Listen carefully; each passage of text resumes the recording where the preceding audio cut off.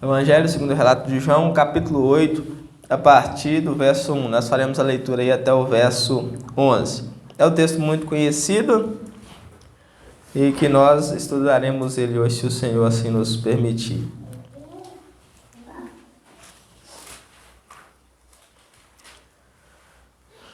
João 8, do verso 1 ao verso 11. É a mulher adúltera que nós estudaremos. Jesus perdoa. Diz aí no verso 1. Jesus, entretanto, foi para o Monte das Oliveiras de madrugada e voltou novamente. Foi para o Monte das Oliveiras e de madrugada voltou novamente para o templo. E todo o povo ia ter com ele e, assentando, os ensinava. Os escribas e fariseus trouxeram à sua presença uma mulher surpreendida em adultério e fazendo-a ficar de pé no meio de todos. Disseram a Jesus: Mestre, essa mulher foi apanhada em flagrante adultério. E na lei nos mandou Moisés que tais mulheres sejam apedrejadas. Tu, pois, o que dizes? Isso diziam eles, tentando para terem de que o acusar. Mas Jesus, inclinando-se, escrevia na terra com o dedo. Como, pois, insistissem na pergunta, Jesus se levantou e disse: Aquele que dentre vós estiver sem pecado, seja o primeiro que lhe atire a pedra. E, tornando a inclinar-se, continuou a escrever no chão. Mas, ouvindo eles essa resposta e acusados pela própria consciência, foram se retirando um por um, a começar pelos mais velhos até os últimos, ficando só Jesus e a mulher no meio de onde estava. Erguendo-se Jesus e não vendo a ninguém mais além da mulher, perguntou-lhe: Mulher, onde estão aqueles teus acusadores? Ninguém te condenou? Respondeu ela: Ninguém, Senhor. Então lhe disse Jesus: Nem eu também tampouco te condeno. Vai e não peques mais. Até aí, vamos orar para que o Senhor nos ilumine, para que nós possamos compreender a sua palavra. Meu Pai Santo, mais uma vez nós viemos a Ti no nome do nosso Senhor Jesus, te rogar que o Senhor nos ilumine nessa manhã, de maneira que nós possamos compreender a sua santa palavra. Abre os nossos olhos, o nosso coração, o nosso entendimento, nos dê força, Senhor, para que nós possamos compreender, para que nós possamos entender, para que nós possamos Te louvar, Te bendizer essa manhã. Por favor, ó Pai, quebranta o nosso coração, nos dê um coração que Te ama, um coração que Te busca, um coração que almeja estar nos Seus atos, um coração que almeja fazer a sua vontade. Tem misericórdia de nós, nós te rogamos, nós te suplicamos, nós te buscamos, Senhor, de todo o nosso coração nessa manhã para compreendermos a sua palavra. E enquanto a mim como pregador eu te rogo, Senhor, que o Senhor me use mais uma vez, não porque há mérito algum em mim, porque eu sei que não há nenhum mérito ou virtude alguma em mim, mas porque pela graça, Senhor, assim como o Senhor fazia com os apóstolos, com os discípulos e com todos aqueles que o Senhor chamou no decorrer do tempo para que pudesse anunciar a sua palavra, eu te peço, me ajuda, em nome do nosso Senhor Jesus. Amém. Nós estamos dando continuidade à nossa série de estudos no Evangelho de João, e no Evangelho de João nós estamos estudando sobre a divindade, sobre o poder, sobre a glória do nosso Senhor Jesus Cristo. Nós acabamos de estudar no capítulo 7, a ida de Jesus à festa dos tabernáculos. Nós até dividimos o capítulo 7 em 3 partes, né? Antes da festa, durante a festa e depois da festa. E no capítulo 7 nós vimos várias lições importantes. E uma das lições mais importantes é o convite de Jesus à água viva. Jesus, ele oferece a todo aquele que quiser a água viva. Está no verso 37, ele diz que no último dia da festa, o grande dia da festa, levantou-se Jesus e exclamou: Se alguém tem sede, venha a mim e beba. Quem crê em mim, como diz as Escrituras, do seu interior fluirão rios de água viva. Então Jesus, ele oferece água viva a todo aquele que tem sede, a todo aquele que tem vontade.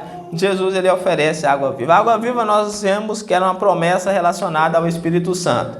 Ele estava prometendo o Espírito Santo, uma promessa que havia ainda de vir se cumprir no dia de Pentecostes, onde o Espírito Santo descia sobre todos aqueles que crescem, e vem até hoje. A água viva, ela é a salvação e ela é a alegria verdadeira, a plena paz que o Senhor promete. O Senhor disse que Ele iria, mas que Ele nos deixaria a sua paz. E era uma paz diferente da paz do mundo. É uma paz que é a paz de Cristo. A paz que Cristo tinha, ele diz que nos deixa. E essa paz nos é proporcionada pelo Espírito Santo. Então aqui ele oferece, né? Ele oferece essa paz, essa alegria, a salvação a todos aqueles que têm sede. E nós vimos que o importante é querer. É necessário que a pessoa queira. Se a pessoa quiser, o Senhor ele dá para ela e oferece a ela a água viva. Então, nesse contexto, né, finalizando a festa dos tabernáculos, que nós entramos no nosso texto de hoje. O nosso texto ele relata, né, o acontecimento dessa mulher, que essa mulher ela foi pega no flagra, né, em flagrante adultério, e eles, para experimentar Jesus, leva essa mulher diante de Jesus para que Jesus a julgue. Eles não tinham qualquer intenção de cumprir a lei ou de defender a família ou defender qualquer coisa. O único objetivo deles aqui era experimentar Jesus para ter de que o acusar, como diz o texto. Então aqui já em meados, né, no final da festa, quando todos estavam aproveitando para desamontar as tendas, os tabernáculos, as cabanas para ir para sua casa, essa mulher ela aproveita a oportunidade para se entregar aos seus desejos pecaminosos. E ela se entrega e ela é pega no ato. A lei de Moisés dizia que tais mulheres e o homem também deveria ser apedrejado até a morte, né? E o primeiro que atiraria a pedra era quem o pegou, ou seja, as testemunhas. Aqui nós vemos algo que já é errado. Cadê o homem, né? Por que o homem também não foi arrastado para ser apedrejado? O que aconteceu? Nós ficamos nos perguntando por que eles só pegaram a mulher, por que eles não levaram o homem também para ser apedrejado, porque a lei mandava que ambos fossem apedrejados. Então é nesse contexto que nós veremos esse texto hoje. Se o Senhor nos conceder graça, nós tiraremos algumas lições importantes nesse texto. Do verso 1 ao verso 3, nós vemos a apreensão da mulher, a apresentação dela diante de Cristo. Eles vão pegar ela e levar ela diante de Cristo. Diz aí, ó, Jesus, entretanto, foi para o Monte das Oliveiras. A vida de Jesus era, principalmente nos dias já próximos à sua morte e ressurreição, Jesus ele levava essa vida. De dia ele ensinava no templo e à noite ele ia para o Monte das Oliveiras. O Monte das Oliveiras servia como uma espécie de casa para Jesus. Ele de dia ensinava no templo e de noite ele ia para o Monte das Oliveiras, porque ele já estava ali em Jerusalém e em poucos dias ele seria morto, né? Ele seria crucificado. Então ele vivia ali. Não é à toa que nós vemos que no último dia de vida, um dia antes, né, do último dia de vida, que ele vai para o monte, que ele pede os apóstolos para vigiarem, para orar com ele. Os apóstolos não conseguem, eles dormem. Por quê? Porque o Monte das Oliveiras já era o quarto, já era considerado como sendo o lugar onde que eles dormiam. Então, quando eles chegaram, eles não conseguiam, porque eles já estavam acostumados a ir dormir naquele local. E eles não conseguiam vigiar com Jesus. Só que aquele dia era diferente, não era mais um dia que eles iam ali para apenas dormir, para voltar para o templo no outro dia. Era o último dia de vida do Senhor. Então, Jesus ele ficava no templo, né, durante o dia ensinando, e à noite ele voltava para o monte. Diz aí, ó, de madrugada, verso 2, de madrugada voltou novamente para o templo, e todo o povo ia ter com ele, e assentando os ensinava. Aí diz a apresentação no verso 3. Os escribas e os fariseus trouxeram à sua presença uma mulher surpreendida em adultério, e fazendo-a ficar de pé no meio de todos. Então eles pegaram essa mulher, os escribas e fariseus pegaram essa mulher sem ter qualquer resquício de misericórdia, não se importando por quem ela era. Eles não se importaram o que a família dela, não se importavam, a família dela não se importou com ela.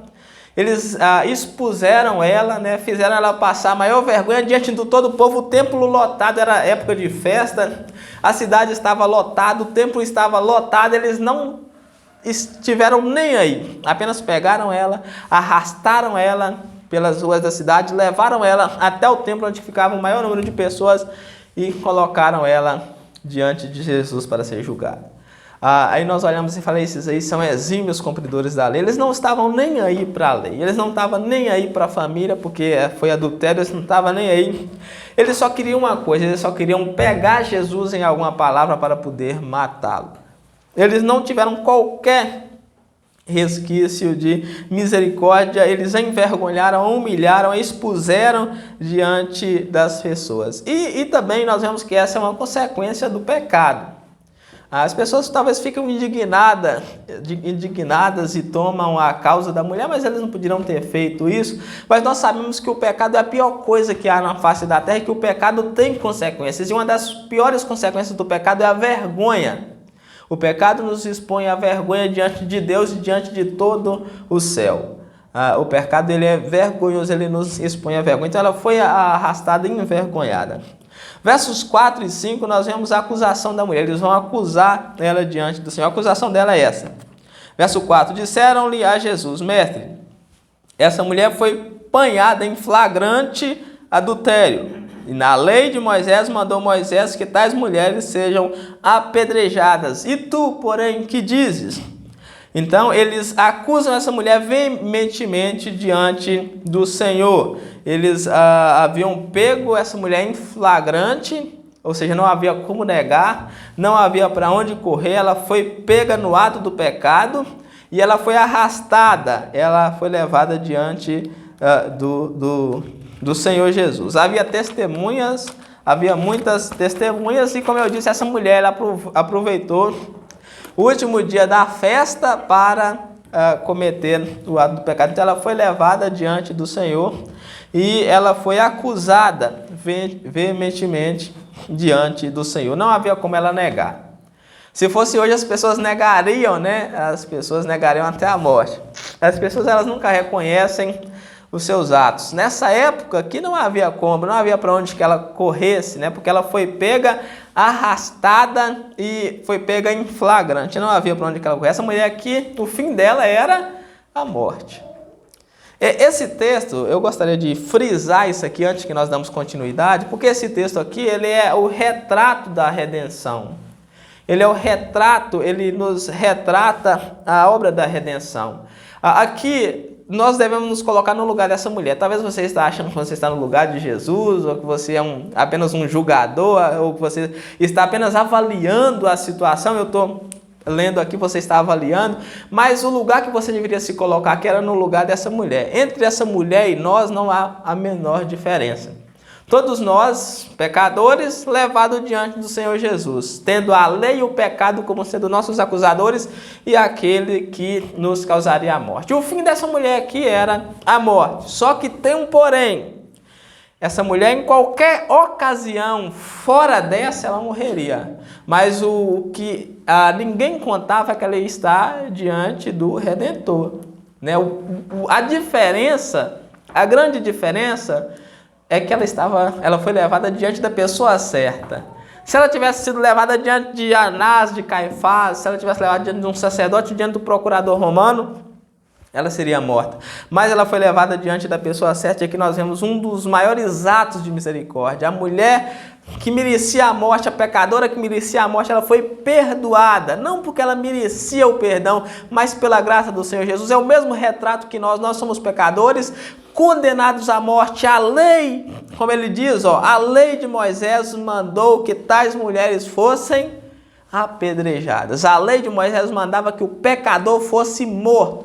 O Senhor dizia, todo aquele que pecar contra mim, esse será morto.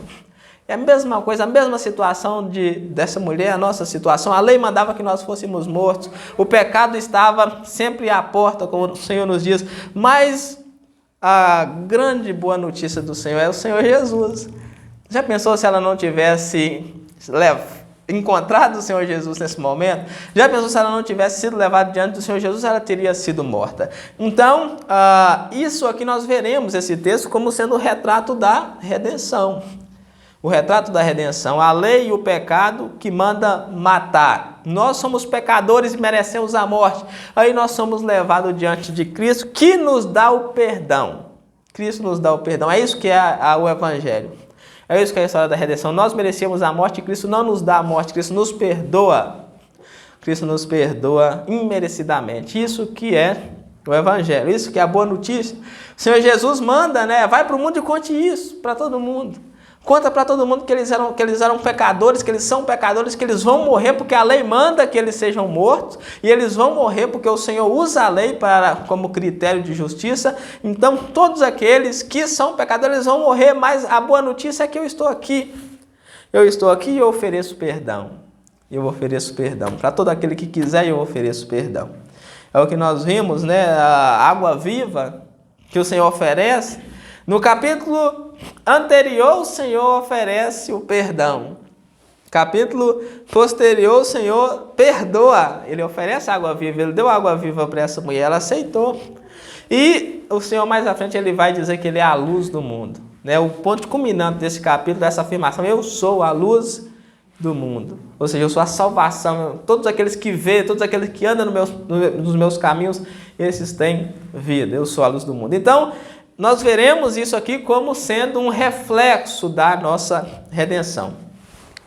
Então, eles acusam ela diante da lei, e a lei realmente, no verso 5, e na lei nos mandou Moisés que tais mulheres sejam apedrejadas.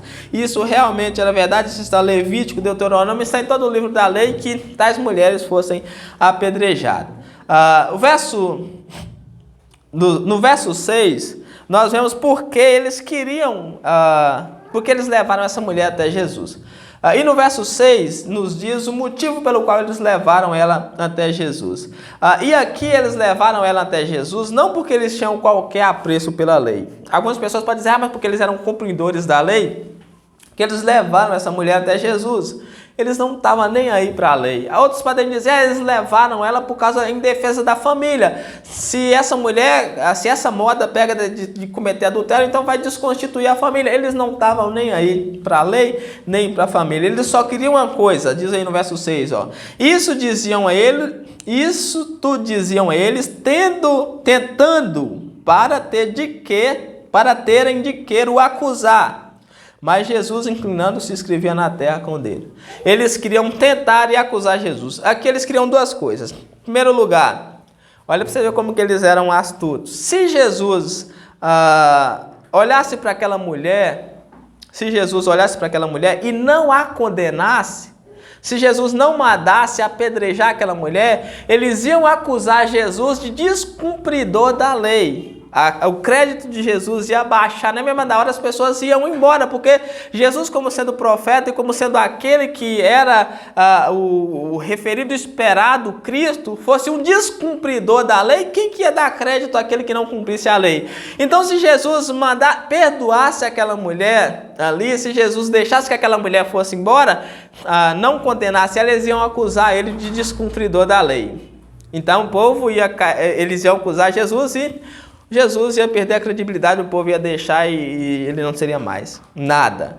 E o outro ponto aqui é que se Jesus acusasse, mandasse matar aquela mulher, Jesus ele poderia ser acusado diante de Roma.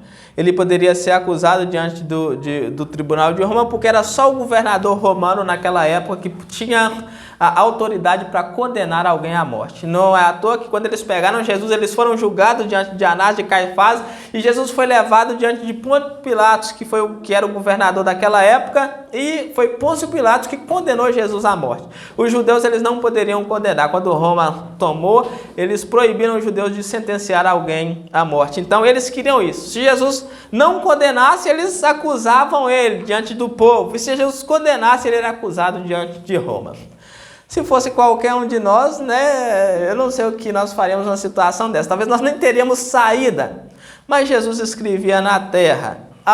E aqui nós não temos relato do que é. A Bíblia não relata o que Jesus escrevia na terra, e nós também não vamos pressupor, nós também não vamos arriscar dizer o que ele queria. Mas essa palavra, escrever, tem alguma coisa a ver com sentença, alguma coisa a ver com Jesus escrever a situação do povo, mas nós não vamos entrar em detalhe. Então Jesus, eles queriam ter de que acusar Jesus, eles queriam acabar com Jesus, eles não estavam preocupados com o cumprimento da lei, nem com nada. Nos versos 7 e 8, nós vemos a resposta de Jesus, que é extraordinária. Jesus, no verso 7 e no verso 8, ele vai dar a sua resposta, e essa resposta de Jesus, ela aponta para a condição humana. Ela aponta para a condição humana, que é de todos serem pecadores. É o fato de todos serem pecadores que salva essa mulher, coloca todos debaixo do mesmo pecado. Jesus aqui ele vai colocar todos debaixo da mesma sentença, para que eles vissem. Diz aí, como insistissem na pergunta, Jesus se levantou e lhe disse: aquele que dentre vós estiver sem pecado, seja o primeiro que lhe atire a pedra. Aqui, que resposta extraordinária, não é? Quem não tiver pecado, que atire a primeira pedra. Aqui nós vemos que eles só viam o pecado dela, eles não olhavam para eles mesmos, eles não olhavam para a situação deles mesmos, eles só viam que aquela mulher foi prega no ato do adultério, então essa mulher deve ser morta. Lá mais atrás, bem atrás, Jesus falou que todo aquele que olhasse para uma mulher com intenção impura, ele já cometeu adultério no coração. E ele falou isso para os fariseus, que eram acostumados a cobiçar todas as mulheres. Eles não deixavam as pessoas pegarem eles, mas eles eram acostumados a fazer isso. E aqui eles levam essa mulher com toda essa ira, com toda essa raiva, com todo esse ódio diante de Jesus para que ela fosse morta. E a resposta de Jesus é essa: quem que não tem pecado, quem de vós que estiver sem pecado, que seja o primeiro a tirar a pedra. E aqui é importante notar que Jesus ele apela para a condição de todo ser humano. Ninguém está sem pecado. Mas aqui também tem uma questão: nós não podemos usar esse texto aqui para pecar. Né? Porque muitas vezes quando alguma pessoa está cometendo pecado, que você chega e fala para ela: irmão, você não deve fazer isso, deve deixar isso. As pessoas sempre dizem, né? Todo mundo é pecador, e sempre usam, né, essa passagem: quem não tem pecado que atira a primeira pedra, como forma de justificar o erro, como forma de justificar o seu pecado. Nós não podemos, nós sabemos que Jesus usou isso aqui para colocar todo mundo debaixo da mesma situação. Quando Jesus fala: quem estiver sem pecado, que atira a primeira pedra, ou seja, ele está querendo dizer aqui: quem de vocês que não deve nada, que atire. Quem de vocês que estão livres da morte, que atira. O que Jesus fez aqui colocou todo mundo debaixo da mesma situação. Aqui é a situação de toda a raça humana. Toda a raça humana está debaixo do pecado, e toda a raça humana merecia a mesma sentença que a mulher. Por que vocês acham que eles não atiraram a pedra? Porque eles mereciam, eles reconheceram que eles mereciam a mesma sentença que a mulher. E diz: Jesus, tornando a inclinar, continuou a escrever no chão. O texto mais adiante, que no verso 10 e 11, vai dizer que eles se retiraram porque foram acusados grandemente pela sua própria consciência. Eles reconheceram que eles também eram pecadores e estavam na mesma situação da mulher. É por isso que ninguém atirou a pedra. Olha o que diz aí o verso 9. Mas ouvindo eles essa resposta, acusados pela própria consciência, foram retirando-se um por um, a começar pelos mais velhos, até os últimos, ficando só Jesus e a mulher no meio onde estavam. Então eles foram retirando, a começar pelos mais velhos. Os mais velhos reconheceram, em primeiro lugar, que eles eram pecadores. Então eles começaram a se retirar os mais novos, porque poderia ter um mais novo ali que fosse orgulhoso, falasse: eu não tenho pecado nenhum, vou tacar essa pedra. Mas eles viram que os anciões, que eram os líderes, né, reconheceram que eram pecadores e foram saindo. E todos se retiraram. Agora, Jesus com a mulher, aí nós vemos o grande perdão de Jesus. Diz aí no verso 10: erguendo-se Jesus e não vendo a ninguém mais além da mulher, perguntou-lhe: mulher, onde estão aqueles teus acusadores? Ninguém te condenou? Respondeu ela: ninguém, Senhor. Ela também reconheceu que ninguém havia condenado. Então lhe disse Jesus: nem eu também tampouco te condeno. Por que Jesus disse isso? Ali, quem era o único que poderia tirar a pedra? O único que poderia tirar a pedra era Jesus, porque só poderia tirar a pedra quem não tinha pecado. E Jesus não tinha nenhum pecado, então ele era o único que poderia tirar a pedra. Como todo mundo foi embora porque era pecador e não poderia tirar a pedra, Jesus poderia tirar a pedra. Mas aí nós vemos que se cumpre o que ele diz, o que ele está sempre dizendo nas Escrituras: eu vim para salvar e não para destruir a alma dos homens. Tem um episódio, quando eles estão passando em Samaria, eles estão indo para Jerusalém, Samaria, e os samaritanos não querem receber Jesus, porque Jesus ia para Jerusalém. Então Tiago e João perguntou a Jesus: o senhor quer que nós oramos para cair fogo do céu e destruir Samaria? Aí Jesus fala assim: vocês não sabem de que espíritos vocês são, porque o Filho do Homem não veio para destruir as almas dos homens, mas para salvar as almas dos homens. Eles queriam mandar cair fogo do céu para destruir os habitantes de Samaria, mas não era esse o objetivo. E aqui nós vemos que não é esse o objetivo. Jesus veio para salvar as almas dos homens e não para destruir. Ele diz, no verso 11: nem eu tampouco te condeno. Aí ele termina com uma das frases mais extraordinárias: vai e não peque mais. Essa é a condição de uma pessoa que é salva, uma pessoa que é perdoada, uma pessoa que é salva diante de Deus. Ela vai e ela não peca mais. Esse não pecar mais aqui não significa que a pessoa nunca mais teria pecado. Esse não peque mais significa que a pessoa, dali em diante, ela nunca mais aceitaria o pecado como ela aceitava. Quando Jesus fala vai, não peque mais, significa que essa mulher aqui, ela aceitou o adultério, ela aceitou trair o seu marido, ela aceitou trair o próximo. O que Jesus está querendo dizer para ela ir e não pecar mais é que se você nunca mais vai aceitar o pecado como você aceitava. Essa é a situação de um crente, de um convertido verdadeiro. Ele não aceita o pecado como ele aceitava. Ele aceitava mentir.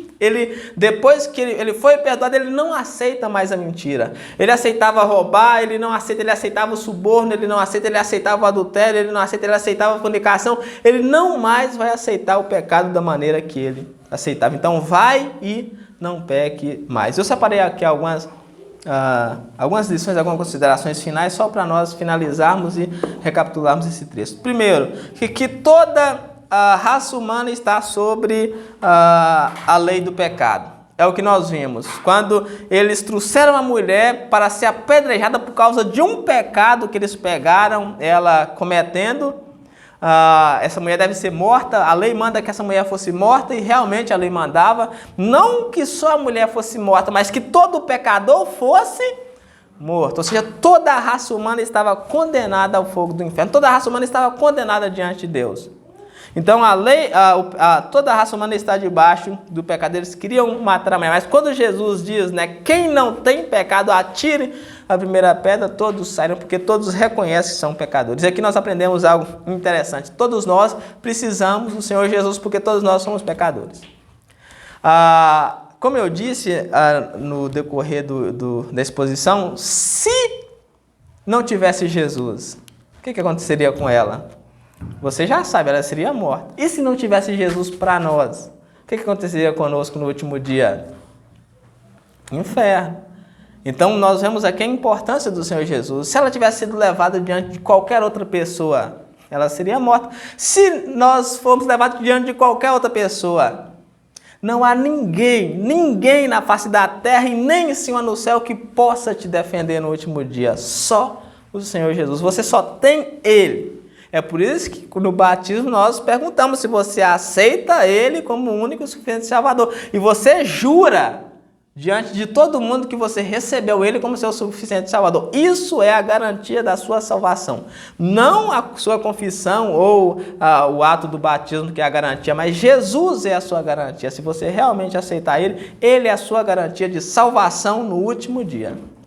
No último dia você vai ser como essa mulher aqui, ser levada diante do trono, diante de Deus, e será acusado veementemente pela lei. É a lei que acusa, não é Satanás. As pessoas acham que Satanás vai estar lá, eu acho interessante, tem até um filme Alto da Compadecida, Nós vemos que não tem nada a ver com as Escrituras, tem Satanás lá, acusando as pessoas. A Bíblia fala que Satanás vai ser jogado no inferno muito antes do último julgamento.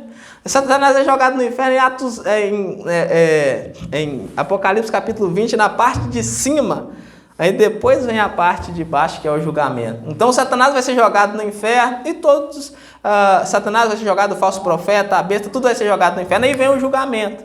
No dia do julgamento, nós vamos ser julgados de acordo com a lei e com o evangelho, com aquilo que nós ouvimos. Não vai ter diabo ali, vai ser jogado, não vai ter Maria para interceder. Você só tem Jesus, ninguém mais do que Jesus. Essa mulher aqui não tinha ninguém para interceder por ela. Ela foi diante da única pessoa que poderia salvar. Ela foi diante da pessoa certa. Talvez ela tenha ido diante de Jesus achando que ia receber a mesma sentença do que eles, mas lá ela recebe: eu também não te condeno. Eu também não te condeno porque eu não vim para condenar. Então Jesus é a única pessoa que você tem, é o único que pode te dar salvação, é a única garantia que você tem. Então apega-se a Ele. Segundo ponto que nós vemos aqui é que esse texto ele nos mostra a grandiosa misericórdia de Deus em Cristo Jesus em salvar um pecador que merece a morte. Essa mulher aqui, ela merecia a morte, não merecia? Ela era adúltera, a lei mandava que ela fosse morta. Nós merecemos a morte, não merecemos, porque o Senhor diz, a lei diz que todo aquele que pecar contra o Senhor, esse morrerá. A Bíblia diz que o nosso pecado está escrito como um ponteiro, uma ponta de diamante, alguma coisa assim. Então, nós merecemos a morte, mas aqui no texto ele já nos mostra a grande misericórdia em não nos conferir aquilo que nós merecíamos. Nós vemos tem uma pregação de Nicodemos que eu gosto de ver, ele diz assim que nas igrejas as pessoas ficam lá clamando a Deus para dar de volta o que é delas, né? Me dá o que é meu por direito, me dá de volta o que é meu. Ele fala, o que é seu por direito, o que é nosso por direito é o inferno. Quando você pede o que é seu por direito, você está pedindo o fogo do inferno, porque é o inferno que é nosso por direito. Nós não temos direito algum. Tudo que Deus nos dá é graça, é de graça. Nós não temos direito algum. Todo o nosso direito, tudo que nós temos direito é o fogo do inferno, e a condenação é ruim, porque a lei manda que nós fôssemos mortos. Então nós não temos direito algum. Então não é certo nós pedirmos Deus de volta o que é nosso, né? Quando você pede de volta o que é seu, você está pedindo uma condenação que Ele já te livrou na pessoa do nosso Senhor Jesus Cristo. Então aqui nós vemos a grande misericórdia. A mulher merecia a morte, o pecador merece a morte, Ele não dá. Em Cristo Jesus nós temos perdão, em Cristo Jesus nós temos redenção, em Cristo Jesus nós temos a vida eterna. Amém? Terceira consideração aqui que nós vemos é que esse texto ele é uma das maiores demonstrações de graça. O que é graça? Graça é Deus conceder aquilo que você não merece. Essa mulher não merecia viver. O pecador não merecia viver. E o Senhor concedeu vida, concedeu perdão a essa mulher. E o texto nos mostra que o Senhor também nos concede aquilo que nós não merecemos. Nós merecemos o fogo do inferno, o Senhor nos concede a vida eterna. É uma das maiores demonstrações de graça. E para finalizar, esse texto nos mostra que uma vez perdoados, não mais deveremos viver em pecados. Uma vez que o Senhor nos perdoa, uma vez que você crê que o Senhor, que você reconhece a sua situação, que o Senhor te perdoa, o Senhor manda você não viver mais em pecado. O Senhor manda você não aceitar o pecado mais como você aceitava. Uma vez que nós estávamos no mundo, nós aceitávamos o pecado, nós aceitávamos as festas, as bebedeiras, nós aceitávamos as orgias, nós aceitávamos a mentira, aceitávamos tudo quanto é coisa de ruim. Uma vez que nós fomos perdoados e ouvimos isso, vai e não peque mais, nós não aceitamos. Nós não aceitamos mais a mentira, não aceitamos mais o pecado, não aceitamos mais a fofoca, nós não aceitamos. Então, uma vez que nós fomos perdoados, nós não devemos mais aceitar o pecado. Não negocie com o pecado, não aceite. O Senhor diz que Ele nos chama para sermos irrepreensíveis, ou seja, não haver motivo de repreensão em nós. Nós devemos ser pessoas em quais não há motivo de repreensão. No dia do julgamento, você não deve ter dado motivo para ser repreendido, porque no dia do julgamento, você tem o sangue de Cristo sobre você e você passará. Imagina 1 bilhão, 1 trilhão, nem sei quantas pessoas tem no mundo, todas diante do julgamento. E você vendo pessoas sendo jogadas no inferno como água. A Bíblia diz que os anjos amarrarão feixes de pessoas e arrastarão e jogarão no lago que arde como fogo para todos os séculos. E naquele momento você não precisa ficar assustado. Eu vejo que pessoas quando ouvem um trovão, ficam assustadas, querem entrar debaixo da cama, né? Imagina diante do julgamento com a voz de trombeta falando e aquelas pessoas sendo arrastadas e jogando no fogo do inferno. Como que você vai ficar diante daquele dia? Mas há uma boa notícia para você passar por aquele dia. Você pode aceitar a Cristo e naquele dia você está do lado dele. Você não ser condenado com os ímpios, você não ser condenado com os desobedientes. Você pode aceitar ele e mudar o rumo da sua vida hoje. É só aceitar o Senhor, é só arrepender dos seus pecados, é só buscar ele de verdade, de todo o coração, aceitar de todo o coração. No início, quando eu ouvia a palavra, eu ouvia sempre que as pessoas falavam, você precisa arrepender dos seus pecados e aceitar a Cristo de coração. E eu ficava pensando, como que eu aceito? Eu já aceito, mas não vejo diferença. Como que eu sei que eu aceitei ele de coração? Eu não conseguia saber. Eu queria aceitar ele de coração. Eles falavam assim, você tem que aceitar de todo o coração. Eu queria saber como que era aceitá-lo de todo o coração. Até que o Senhor me ajudou, né? Que eu consegui. Eu ainda não sei explicar, né, como que é aceitar de todo o coração, mas a hora que você aceitar ele de todo o coração, você vai saber.